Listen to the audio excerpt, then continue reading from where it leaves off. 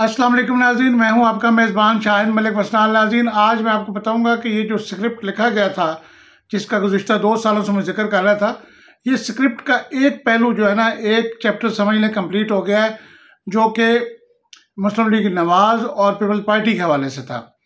तो अब जो स्क्रिप्ट का दूसरा हिस्सा है ना, आप उसके ऊपर काम हो रहा है। यानी पहले हिस्से में इनको PDM को इक़्तिदार में लाना, इनको गंदा करना, इनको इलेक्शन में इबरतनाक शिकस्त से दो चार करके फिर इनको बताना कि तुम्हारे पल्ले कुछ नहीं है, लेकिन फिर भी हम तुम्हें हुकूमत में ला रहे हैं। और जिस तरीके से इलेक्शन नताइज में रद्द-बदल करके इनको साबित करना था कि ये माफियाज हैं और ये किस तरीके से हार के भी निज़ाम के अंदर जीत जाते हैं। और इन्होंने एक दफ़ा शहबाज शरीफ साहब को प्राइम मिनिस्टर बनाया, नवाज शरीफ साहब को आउट किया, आसिफ जरदारी को प्रेसिडेंट ऑफ पाकिस्तान बनाया, कि ये किस तरह अपने अंदर आपस में बाहमी बंदर बांट करते हैं। हुकूमत में आके जब हुकूमत से बाहर जाते हैं तो एक दूसरे के ऊपर मुखालफ तकरीरें करते हैं। इलेक्शन में आपने बिलावल भुट्टो की तकरीर सुनी होगी, नवाज शरीफ, मरीम नवाज और शहबाज शरीफ साहब की तकरीरें सुनी होंगी, लेकिन जो ही असम्बली में पहुंचे तो फिर एक हो गए, फिर इनके मफादात एक हो गए। तो इनको बेसिकली एस्टेब्लिशमेंट नंगा करना चाह रही थी कि ये इनकी असलियत है कि ये जब इक़्तिदार से बाहर होते हैं तो एक दूसरे के दुश्मन होते हैं, लेकिन जब इनको इक़्तिदार मिलता है तो ये सब कुछ आपस में एक होकर बंदर बांट कर लेते हैं। अब जिस तरीके से तमाम ओहदे बांटे गए वो आपको पता ही है, आपके इल्म में है कि इसके ऊपर मैं रोशनी क्या डालूं। आपको एक एक चीज़ का इल्म है। असल चीज़ जो नाज़रीन है ना, वो है स्क्रिप्ट का पार्ट टू जो है वो टोटली इमरान खान साहब के हवाले से है, क्योंकि विलन का जो स्क्रिप्ट था विलन के हवाले से, विलन जिनको बनाना था एस्टेब्लिशमेंट ने बना दिया। अब अगला स्क्रिप्ट है हीरो बनाने वाला इमरान खान को। वैसे तो पूरे स्क्रिप्ट में इमरान खान हीरो बन के सामने आता रहा, लेकिन अब उसको हीरो एक्चुअली बनाया जा रहा है। और ये सब कुछ जो है इमरान खान साहब आने वाले दिनों में आपको नजर आएंगे किस तरीके से इमरान खान साहब जेल से वापस आते हैं और किस तरीके से एक मुल्क गिर एक मुहिम चलेगी इस धांधली के खिलाफ। इस ये जो इलेक्शन के नताइज में रद्द-बदल किया गया और 4 हल्के खोलने की बात, और फिर मुल्क में तमाम मस्कल अंदर होगा। और इस दफ़ा इमरान खान साहब अकेले नहीं होंगे। इमरान खान साहब के साथ पीर पगाड़ा साहब सिंध से, जो Sindh democratic grand democratic alliance है, वो होंगे। फजल रहमान साहब भी हो सकते हैं, महमूद चकजई साहब, सिराजुल हक साहब और दीगर जमातें, जो कि मिलकर ये हुकूमत के खिलाफ एहतजाज करेंगे और हुकूमत की ईंट से ईंट बजाएंगी। तो अभी जो इमरान खान साहब की रिहाई के लिए अभी से ग्राउंड बनाई जा रही है, उसमें 2-3 चीज़ें मैं इशारे देता हूँ, आप खुद समझदार हैं, समझ जाएंगे।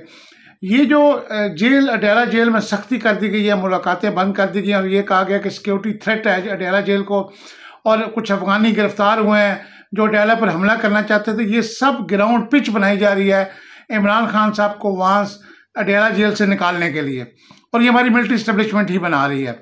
क्योंकि अब इमरान खान साहब को जेल में काफ़ी अर्सा हो गया, अब रमज़ान का महीना है। मैंने पहले कहा था कि बहुत जल्द इमरान खान साहब की ईद से कबल इंशाल्लाह ज़मानतें हो जाएंगी, और अगर ज़मानत किसी वजह से डिले हुई ना हो सकी तो फिर ये तय पाया है कि इमरान खान साहब को सिक्योरिटी थ्रेट की बुनियाद पर, सिक्योरिटी वजूहात के पेश नज़र अडयाला जेल से शिफ्ट कर दिया जाएगा बनी गाला में उनकी रिहाइशगाह पर। उस रिहाइशगाह को सब जेल का दर्जा करार दे दिया जाएगा, उसको सब जेल डिक्लेयर कर दिया जाएगा, और इमरान खान साहब वहाँ अपने घर आज़ादी से रहेंगे और वहाँ उनकी सियासी सरगर्मी भी आहिस्ता आहिस्ता शुरू हो जाएंगी, और उसके बाद उनकी बेल आउट हो जाएगी, और उसके बाद वो मुल्क में निकलेंगे, तूफ़ानी दौरे करेंगे ईद के बाद और हुकूमत के को टफ टाइम देंगे।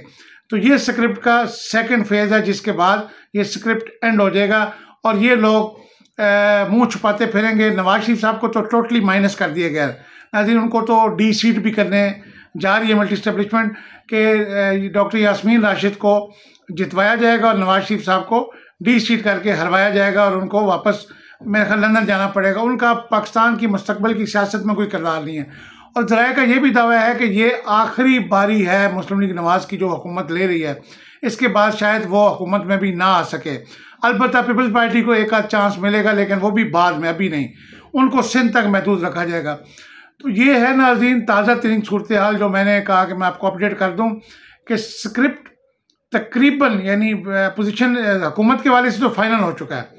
यानी नवाज शरीफ, जरदारी को और शहबाज शरीफ को जहाँ एस्टेब्लिशमेंट ने पहुँचाना था वहाँ पहुँचा दिए, जहाँ आगे खाई है पीछे गड़ा है, और वो पूरे तरीके से फंस गए। अब जो उनको सख्त फैसले करने हैं हुकूमत में आके, बिजली, गैस और जो पेट्रोल की कीमतें, डॉलर की प्राइस और महंगाई जो कि बेकाबू हो चुका है, महंगाई का जिन पंजाब में मरीम नवाज साहबा भी बेचारी परेशान है, महंगाई है, कंट्रोल होने का नाम ही नहीं ले रही। तो ऐसे में अब इमरान खान साहब, अवाम इमरान खान साहब के साथ निकलेगी। अवाम पहले तैयार बैठी है। मैं आपको एक और इशारा दूँ, ISPR का, मिलिट्री इस्टेब्लिशमेंट का एक इदारा है फौज का, ISPR, उन्होंने अभी जो एक ताज़ा नगमा रिलीज़ किया ना, ताज़ा नगमा जो मिली कौमी तराना हर साल वो 23 मार्च को लॉन्च करते हैं। इस दफ़ा जो तराना आया 23 मार्च के वाले से, उसकी अगर थीम को आप गौर करेंगे, उसके पीछे उसमें कायद-ए-आज़म को और तहरीक पाकिस्तान की उस तहरीक को उसमें मंजरकशी की गई है। तो लोगों को निकालने की तरकीब दी जा रही है कि पाकिस्तान बचाना है। तो ये आप देखिएगा इंशाल्लाह कि सब जो निशानी मैंने आपको बताई हैं, ISPR का तराना, अफगानी दहशतगर्द का पकड़ा जाना, अडेला जेल पे सख्ती यानी सख्त पहरा देना और मुलाकातों का बंद करना, ये सब इमरान खान साहब की रिहाई के सिग्नल है। और बहुत जल्द उनको रिहा करके बनी गाला में शिफ्ट कर दिया जाएगा। और नवाज शरीफ साहब माइनस हो चुके हैं और मरीम नवाज साहब और शहबाज शरीफ साहब के लिए बहुत मुश्किल इम्तिहान है। इसमें पीपल्स पार्टी इंजॉय करेगी और वो सारा मलबा मुस्लिम लीग नून पे गिराएगी। अलबत्ता कुछ अर्से के बाद पीपल्स पार्टी वजारतों में शामिल होगी। बहुत से पोर्टफोलियोज को खाली रखा गया है। पीपल्स पार्टी काबीना में भी शिरकत करेगी, शरीक होगी। तो ये है नाज़रीन, एक मैंने मोटा मोटा जो खुलासा आपको बयान किया है। बाकी आप आजकल के अवाम खुद बाशऊर हैं, सियासी तौर पर समझदार हैं। बाकी नताइज आप खुद निकाल लीजिएगा। अपने मेज़बान शाहिद मलिक वसाल को इजाज़त दीजिए। अल्लाह हाफिज़।